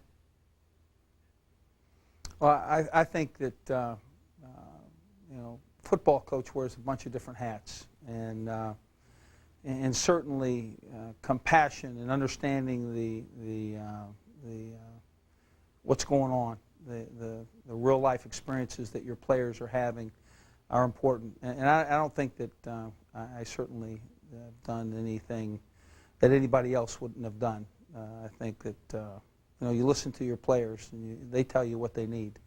And certainly I've had an administration and a school that that's been easy to represent and broaden their responsibilities and has done things that it's made it easy to be the head coach at LSU. We've heard the stories, so many of your LSU players having friends and families in their homes, and I know the postponement of this game has changed things just a little bit, but what signs have you seen that some of the guys are getting at least close to a sense of normalcy? Well, I think the school schedule, the afternoon practices, and I think that even though the people that have been you know, displaced from New Orleans, having to make temporary arrangements, I think the movement out of the homes and the apartments of our players into what would be temporary arrangements and temporary dwellings until they get back to New Orleans is happening. And our guys are smiling a lot now. It's school and Baton Rouge is normal. Once you get to walk out on that field finally in your home opener, first game at home as LSU's head coach, what do you expect that atmosphere to be like in Tiger Stadium Monday night? Well, I'm told that it's an experience that is a very unique one, and that the passion that surrounds LSU football is second to none. I hope all of our friends and supporters are there. It's certainly something this football team's looking forward to. Les, we're looking forward to Monday night. Best of luck to you, and continued good luck with all the problems you guys have had at LSU. Thanks, Reese. You know, it seems to be a very wise move by the Southeastern Conference, too, exercising all caution to make sure not only that the players are safe and the Tennessee players are safe, and Phil Fulmer told me yesterday he was very concerned about the weather, make sure the fans are safe, too. But when they finally do play this game, and it ought to be a terrific game on Monday night, Desmond, I've got to indoctrinate Desmond. You must be sound in the kicking game, right, Mayday? Yeah, both of these teams should be sound in the kicking team, but one is much better. And that was their last game. If you look at LSU against Arizona State, they were extremely sound in the kicking game. 2 block kicks for scores against Arizona State. 1 fake punt for a huge first down. They were extremely sharp in their first game of the season. Now, on the other side of the coin, Tennessee's game against Florida, not so much. A botched opportunity on a fake punt. They had a field goal block, and they also muffed a punt. If you look at this game and break it down, both teams are very solid, yes, on offense and on defense. But to me, if it comes down to special teams, LSU has a huge advantage in this game. Well, Fulmer took all the blame for Britton Colquitt checking to that fake punt, saying that wasn't the time to do it. So he's tried to straighten that out. Trying also to get straightened out is the LSU defense under coordinator Bo Pelini. Now, they gave up a ton of yards against Arizona State. Yes, they did. They gave up 560 yards, which is really unheard of from a defense that was ranked number 3 in the nation last year under Nick Saban. I guess the biggest difference now is that they're playing a lot more zone and they're blitzing a little less. The players say that, well, with Nick Saban's high possibility defense, he would call 3 plays. They would react to whatever the offense did, so it took a lot of thinking. But now this Bo Pelini system, which is supposed to be a little simpler, was really torched by Arizona State in the first game. We know it's early, but you still have to tighten things up because now you have Tennessee coming in there Monday night, and they're going to be very hungry. Better start thinking some more. If thinking lets you stop people, you better start thinking a little bit more. I agree. Texas A&M and Texas State moved their game from Saturday to tonight, and the Aggies perhaps sleepwalking a little bit early, only up 3-0 midway through the first quarter, so Fran called a fake field goal and Chad Schrader scored. You must be sound in the kicking game. Whoa, look out, Chad, safe. Chad Schrader perhaps in honor of the wild card race is sliding as he got there to the edge, and A&M now early in the second quarter with a 13-0 lead. Louisiana Monroe and Florida Atlantic, game over on ESPNU, just about to start the second half. Each team looking for their first win of the season. They're tied at 14. 31-21, both teams, Utah and Air Force, have put on an offensive show. We'll have the Pontiac game-changing performance of the week when we come back. The Pontiac Performance Halftime Report is powered by Pontiac. Nominate your game-changing performance at ESPN.com. Keyword Pontiac. Set for the third quarter. Before that, Aaron Andrews with Fisher DeBerry. Well, Coach, Utah's offense gained over 260 yards in that first half. What adjustments do you guys look to make on defense? Well, we're going to have to do a little better job with those passes down the middle right there. And our free safeties are going to have to react a little better. We're going to have to get our linebackers a little deeper in there, but we got to tackle a little bit better. We've been in position so many times to make plays that we just haven't done the job finishing and tackling, and that's what we got to do. Simple fundamental. That's all we got to do is tackle. They hadn't stopped us on offense. We stopped ourselves. We got ourselves in trouble with the kicking game. We'll get all that corrected. You'll see the best half of football that Air Force will play this year. We're looking forward to it, Coach. Thanks. Did you see Aaron's face? Aaron's face is priceless. And like, I'll go, Coach. She's ready to cover the kickoff here to start the second half. Oh, he's fired up. Boy, Fisher DeBerry, he's all over it. He's one of the best. National Coach of the Year at 85, 67 years old. Loves being around these young men who represent the academy. And he has done a great job representing so many cadets and on through honored folks who've come through the Air Force Academy as well. No return for Castile as Utah will begin this third quarter from its own 20-yard line. Well, let's look, Kirk, at a little bit of what he was talking about. Well, the safeties we talked about here, the safeties are getting to the outside. It's opening up the middle of the field for Brian Johnson, and Utah took advantage. A little play action, finding the window. Latondras all day. A little out move against the linebacker. Nice throw after the turnover by Brian Johnson for the touchdown. This is something that they've been able to capitalize on, and if they're going to get the linebackers deep, they're going to leave themselves susceptible to the underneath throw from Brian Johnson to the running back. So that'll be an interesting matchup here in the second half to watch. Quite a first half for Brian Johnson, putting up those 31 points, and the first carry is a Quinton Ganther run for 3 yards to the 23. Let's check out the numbers. That 500-plus yard first half. Air Force able to run it as usual. 145 on pace for well above their average. Balance out of Utah as well. Each team turned it over once and just one penalty. How wonderful is that? 2nd and 7, a four-man rush against Johnson, but plenty of cushion to complete it to Latondras. They're going to mark it where his forward progress was. That's a first down at the 32. John Tybee there on the tackle. Mr. Herbstreit, Home Depot coaching adjustments. Well, you have to disrupt Johnson's rhythm. He has had a great night tonight throwing the football, 14 of 16 at this point. If you have to pressure him, bring the blitz package, try to mix up the looks. And then for Utah, their defense, they have to take away the fullback. I mean, the adjustments are pretty obvious. It's on the defensive side of the ball for both teams after watching that first half. Long swing out to Brent Castile. The freshman pursued by Nelson Mitchell, who finished up the business that was started by John Raybould. We've called a lot of the third linebacker out of Newton, North Carolina. So much four-down lineman this year thus far for Air Force that we didn't think we'd see much of Raybould, but he's played a lot because they've played a lot of three-down linemen in the game here tonight. Utah needs to stop going to the side and continue to attack with their passing game upfield. Look at the holes in the zone. When you get spread out as a defense, all of the holes and the windows that Brian Johnson has to choose from right into the middle of that defense. Johnson lost that football. They're going to say incomplete pass. It looked like he was trying to throw it as he was tied up by Raybould again. Well, that time Air Force had a three-man look. And as the ball was snapped, they brought the fourth, and it created a little bit of confusion on the right side of the Utah offensive line. And you had a defender slip through at the very last second. They have a three-man look, and then right there, the linebacker comes clean. That was confusion on the right side and enabled Air Force, without really blitzing, to be able to put pressure there and still play zone in the back. 3rd and 9. Johnson has time this time. In the middle, intercepted. Castile couldn't hold on to it, and Bobby Giannini comes up with his second interception of the year.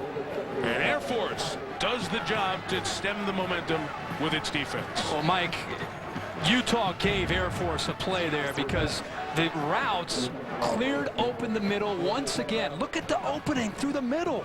Brian Johnson, this is pitch and catch. Castillo has to hold on to that football.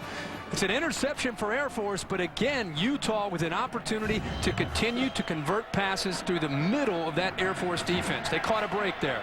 Jacoby Kendrick, the fullback. A quick snap and a pass that is incomplete. It was never possessed by Justin Handley, the halfback for Air Force. Air Force has defeated Washington this year 20-17 and San Diego State 41-29. They lost to Wyoming by 1 last week. That's how they're 2-1. Like we talked a lot about it in the first half, how the offense for Air Force, the tone is set by getting the fullback established. But this year's Air Force attack with Carney, there's more passing from this offense this year. 2 wide receivers set and try in the middle again with Kendrick, and that time the Utah front is stout to it, and we'll have 3rd down coming up. We talked about their ability to run the ball over the years under Fisher DeBerry. 29 points a game on average. Really one of the schools that just has stuck to this triple option principle, and it has worked so well, in part because they need to do something different. They don't have the same athletes. They don't have as much time to put into football as some of the other schools do. 20-hour rule or not, these guys have such a long day with their requirements for being cadets at the Air Force Academy. It's a system that has worked very well for 2 decades. His throw on 3rd down is incomplete. It was intended for Greg Kirkwood, and 4th down, so a couple of short offensive possessions, self-induced by Utah, defense-induced by Air Force. A little mix-up between Carney and Kirkwood that time on the route. He actually had time there and a drop back, which is rare to see from Air Force, but on 3rd and 10 just dropped back, had time, and just not on the same page with the receiver. Last punt blocked, punt before that muffed, turned into a turnover. High and short from Heaton. Weddle let it bounce, and the bounce worked for Utah. It was down by Mark Carlson. Utes will take over their own 23 when you come back to Salt Lake City. You have a quarterback who's very capable. Last week he was a little bit out of character by turning the football over and just not making good decisions. You have a team in Utah early, right now. The first series they get the football, they've got to get the offensive line, getting their confidence going, and I think that's going to help Brian Johnson settle down. He's a very mature young man for an 18-year-old. He's a sophomore. He's very mature, and I think he's more than capable of turning this thing around. Let's get more of those pregame thoughts. Go back down to the field, and once again, Aaron Ayers. Well, Mike, as you mentioned it, Utah in a very unfamiliar spot, something they haven't experienced since October of 2003. Utah head coach Kyle Whittingham said it perfectly. The loss to TCU was the kind that rips your guts out because of all the time his team had invested. But his message to his team is this: it's not over. In fact, he still thinks they can win the Mountain West Conference because he doesn't think there's a single team that will go undefeated this year in that conference. Mike, as you know, players and coaches saying it's very crucial to see how they respond tonight. You got it, Aaron. Utah will have its defense on the field. First, our Bud Light starting lineups with the Air Force offense. Sean Carney, the quarterback out of Ohio. You're going to love this guy. He can throw it and run it with Hall Handley. Ryan Williams starts at fullback, but you'll see plenty of Jacoby Kendrick. Meantime, the receivers are small in number because of the wishbone set, but they've been more plentiful of late. Jason Brown out of Colorado and McMenemy, the tight end. Up front, this is why they've been so good. All 5 of these players returning starters. Trey Hufford, John Wilson, the best of the bunch, one of 2 captains on that offensive line. That's the Air Force crew that will start it. Utah will open it up here with the kickoff, moving right to left. Louis Sakota ready to boot it away, and off we go from Salt Lake City. A short kick that Hollis had to run up on, and he returns it to the 27-yard line. Grady Marshall made the tackle. So let's check the Utah defense that's coming out to the field. Puccinelli, Tavalo, and Afianchi are very important, but Steve Fafita is going to move around on the defensive front. One of the best tackles. You may see him a little bit outside tonight. Kyle Brady comes in and starts. Get a more athletic player with Giannoni and Spencer Toon, one of the better linebackers in this conference. And the secondary looks a little different. 3 safeties because Air Force only plays one wide receiver. Eric Weddle, the coaches said, could have like a 15 tackle night tonight, and that would be a good thing. Yeah, free safety Eric Weddle for Utah is a guy to keep an eye on against this wishbone attack and the way they will come at them all day running a triple option. Opening drive to start from the 27-yard line. And Kearney hands to Justin Handley, one of his halfbacks, gain of just a couple. Steve Tate makes that tackle, and Tate is in the lineup only because they're playing Utah, and they need an extra safety on the field. Under Armour advantage tonight, Kirk. Well, for Air Force, they have got to maintain the balance that they've had in 2 of their 3 games. And I also think that it's a team that has had the ability setting up the pass by having the option game going. And for Utah, it's very simple. Discipline, knowing your assignments on stopping the option and not getting out of place. The ball comes out on the attempted handoff by Kearney, and he has to fall on it. Ryan Williams, the fullback there, is not the normal starting fullback. Jacoby Kendrick missed a couple of days of practice, so he didn't start. And the very important exchange between the fullback and quarterback doesn't work there. Mike, the snap is fine. It's just with the option, when you have a backup fullback in, there was a miscommunication between the quarterback and the fullback. And we'll be talking about that all night long. The infamous mesh point between a quarterback and a fullback with a triple option. That was the 8th time Air Force has fumbled this year. They've recovered most of them, but that's where they're much better. Jason Brown the catch. First down across midfield into Utah territory at the 47. A gain of 22 before Ryan Smith, the sophomore, makes the tackle. Well, Ryan Smith, even though he is undersized, has matched up against bigger receivers before and done very well. Air Force feels that with Jason Brown that they have a matchup that they like. He is 6'4", 225 pounds, and watch Kearney throw the football, Mike. It gives you a really good indication of how quick his release is and how accurate he can be by throwing the football. That's the balance that we talked about from Air Force. What a difference. Well, it's a totally different look.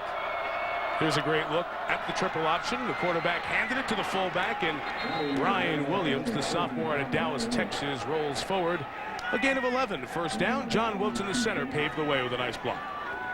There are so many different variations to the triple option. And talking with Chuck Peterson, the offensive coordinator for this complex scheme, he was trying to coach me up this afternoon, going over different variations of formations. And there's a midline option we'll talk about, and there's the true triple option. And Kearney has mastered it even as a sophomore. The fullback Williams, lots of room to run. Ryan Williams down to the 1, first and goal for Air Force, 34 yards. And when your fullback is rolling, then everything can be available to you as a triple option offense. Mike, this is interesting because typically what you want to do is you want to read this guy right there for the quarterback. Now, if he's in a position where he gets a little bit in between, they're going to double team him. And that's exactly what they did. That is not a read. That is just a simple give. They double teamed him, and the fullback showing some great acceleration, Ryan Williams. And Williams will take it in the final yard. No official signal yet, but it looks like he's laying in the end zone with the ball. And it is a touchdown for the sophomore from Dallas. Terrific drive. 6 plays and 73 yards. Fisher DeBerry just pointing there at Ross Weaver. What a terrific block he did on that long gain to help set up the touchdown. Just talked about Utah coming off an 18-game winning streak, how important it is, especially for their defense, to start fast, considering how the game ended against TCU. Air Force doesn't care. They came out very determined, converted the big 3rd and 9, which is sometimes hard for them to do, but converted the 3rd and 9, and then the fullback. Boy, I'll tell you what, Ryan Williams is a backup, the sophomore from Dallas. Wow. Just carried the Falcons on his back on those last 2 plays. Extra point knocked home by Scott Eberle. A missed extra point snap is really the only thing keeping Air Force from being undefeated. And they make a statement on this short week with a 2-minute prime time presented by Cooper Tires, 38-21. This high-scoring Mountain West affair. These teams usually play very close games. Air Force has to do some work to get it a little bit closer here tonight. Ben Vroman, the true freshman without a name on his back. His kickoff is short. Returnable by the opposite 85, Greg Kirkwood. pulled down by the arm of Martell Burnett as he returned it out to the 34, and Herbie takes us back to the touch. Mike, I just have to review this. Number one, the quarterback, to be able to throw this long a pass, needs time. Look at that offensive line, and then look at the poor safety, Giannini. Watch the move here by Hernandez to set him up to the outside. When you see a defensive back turn his back completely, and Brian Johnson's already in motion, you have no chance. That's one that as soon as you make a move as a safety, you know, oh, please tell me the quarterback, oh, he did see it. Touchdown. First down, they will run the option with Kip McCarthy. Only a couple out on the edge as Weddle and Evans, the two safeties, were over there to make the tackle. There's Giannini, who was shaken up earlier tonight. This Air Force defense has been shaken by the impressive Utah quarterback performance tonight from Brian Johnson. He's run for 3 touchdowns and thrown 2.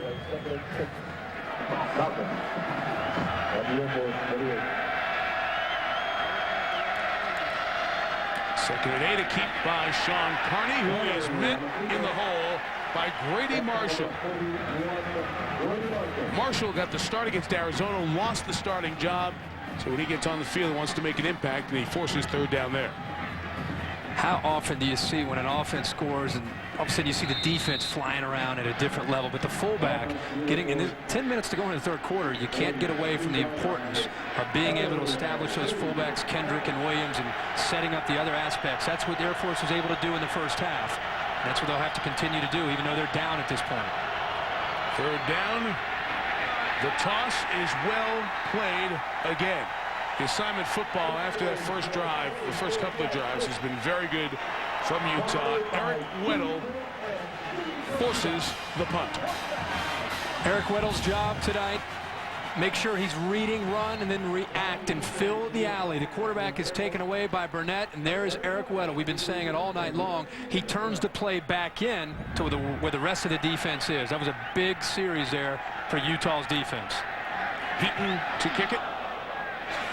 His best punt of the night is fair caught by Weddle. So back-to-back 3-and-outs for the Air Force offense, and Utah up 17 in good position.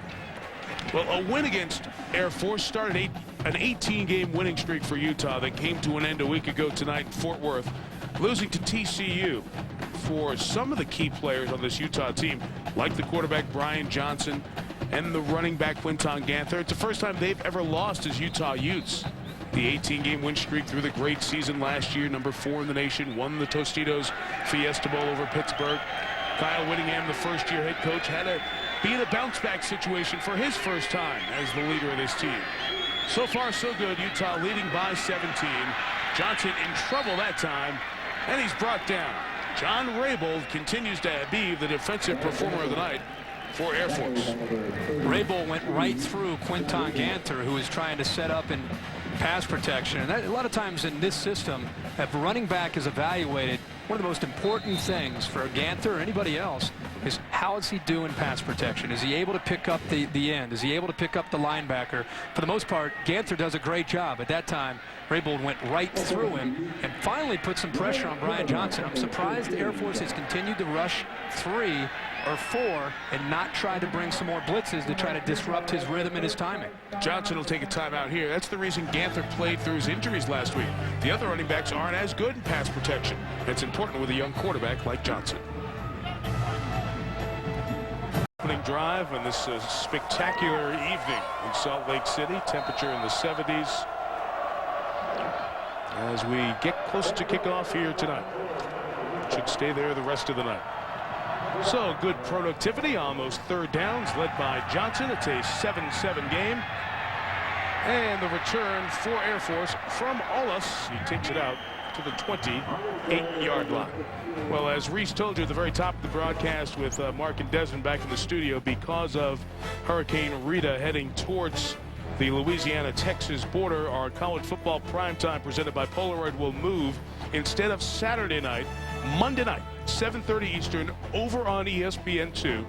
Huge game, Tennessee LSU. So again, ESPN2 Monday night, 7:30 Eastern.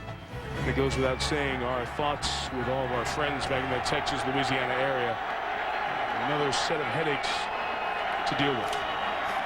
The regular fullback is back in the game and already has picked up a first down. That is Jacoby Kendrick. He's out of Texas from Midland. Boy, these fullbacks are beautiful from Air Force. We're talking so much about Carney and what he can do by throwing the football. But, Mike, you know, we talked about this morning, the importance of a great fullback in a triple option attack. That's the #1 ingredient if you want to be able to run the triple option, because everything else plays off of the fullback's ability to get up the middle. Because what happens, Mike, is that defense has to be aware of the fullback, and they have to stay in there, which sets up the quarterback run and the pitch and the play action. The fullback's the key to this offense. This one will be a pass. Carney is brought down as Fafita and Toon, the leaders of their team, lead half the defense to sack the quarterback. That is a rare sentence when broadcasting an Air Force game. Falcon quarterback is sacked. Well, what I was impressed with was Spencer Toon coming up thinking he's going to see the option. And what he does is, in filling the void here, he does a nice job of coming up thinking, he's thinking run initially. Then he goes right back and is able to come in and make a play. That's great instinct there by Toon to come in and make the big sack. 2nd and 15, a throw to Jason Brown. Tall wide receiver brought down at the 42-yard line. Once again, it is Spencer Toon on the tackle. Talked about the fullbacks and his importance. So over the years, the halfbacks have been the ones to get the lion's share of carries. So far this year, because Jacoby Kendrick's so good, it's been more fullback dominated. Kendrick is going to get you big yards this year for this offense. And as I said, Carney is, I think, their second best runner right now at this point in the season. 3rd and 10, not an automatic pass down. If you watched Air Force over the years, they try to do it with the option. Nice move on the perimeter.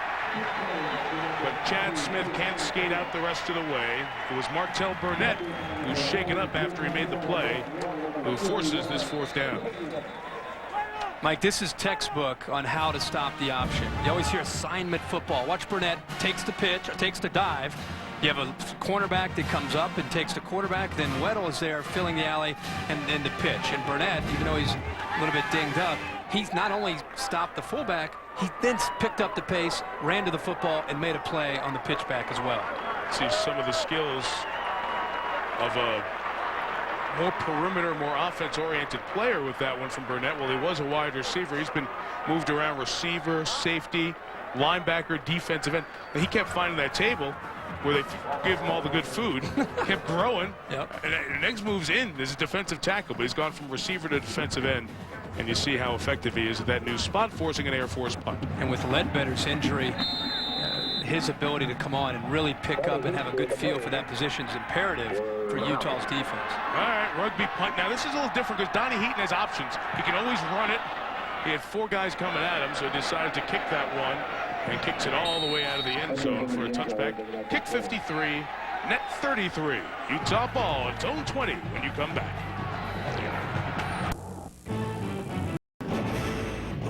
ESPN's College Football Primetime, brought to you by MasterCard. Log on to ESPN.com, keyword MasterCard for the Fan Addict Showdown. And Ruby Tuesday. Try one of our 30 famous burgers, only at Ruby Tuesday. So good.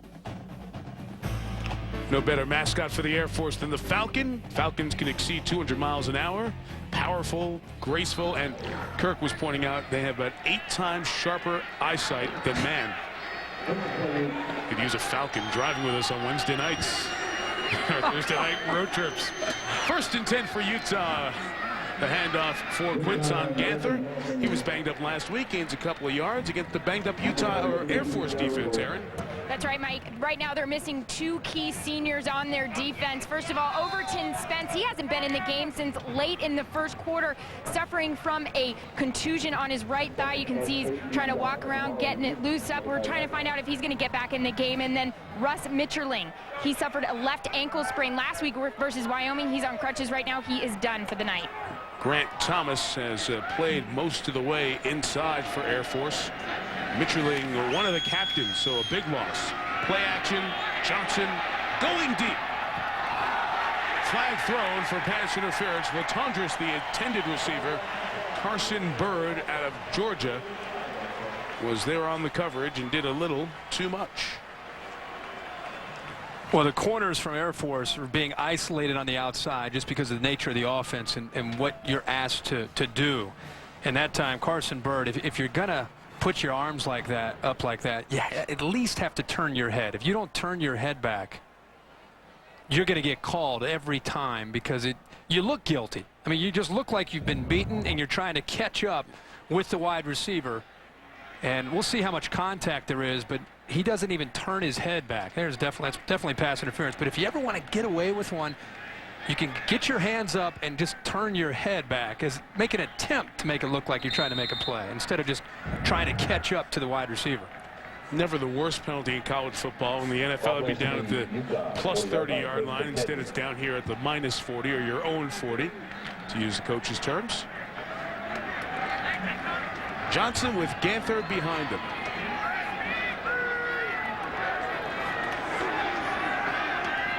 Just keep throwing it. Why not? See if they can cover it. Down the middle. Touchdown, Utah. Brian Hernandez, 60 yards.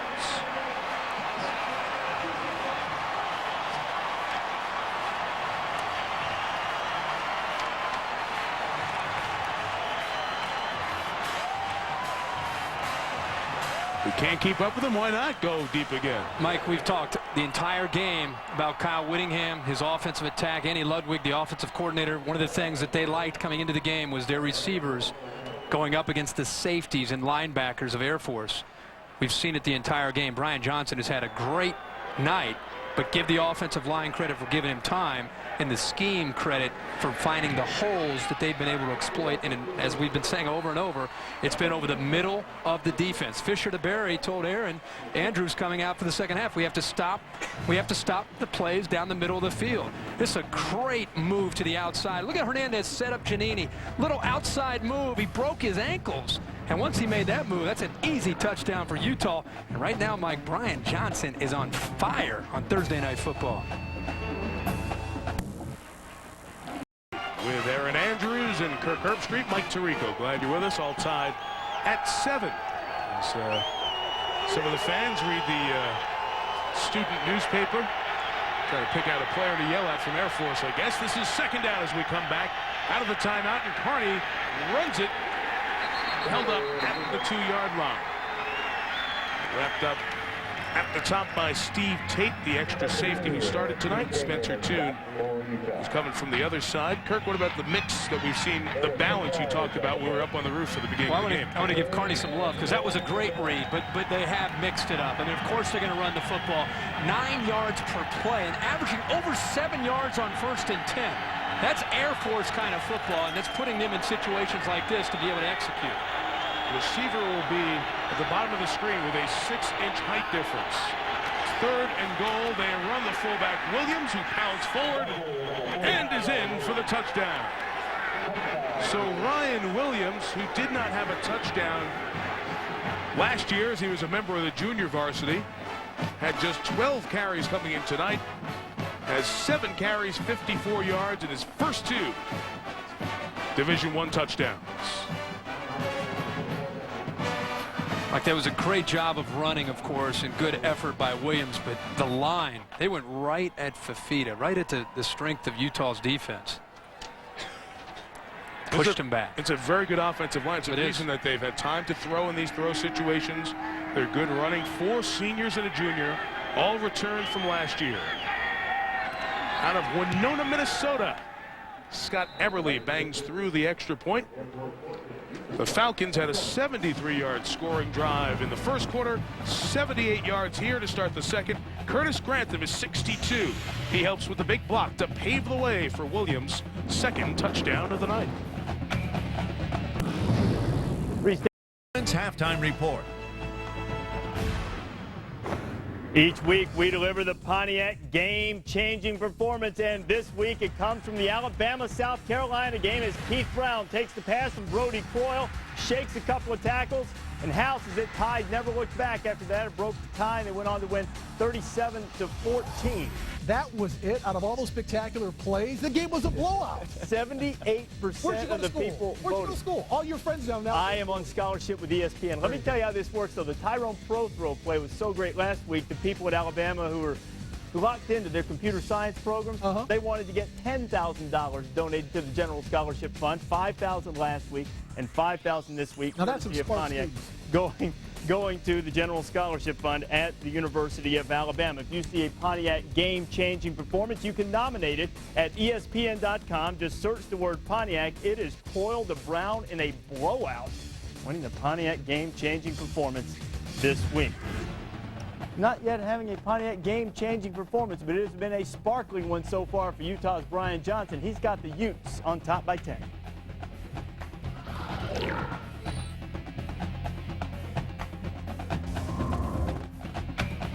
The Pontiac Performance Halftime Report is powered by Pontiac. Nominate your game-changing performance at ESPN.com. Keyword Pontiac.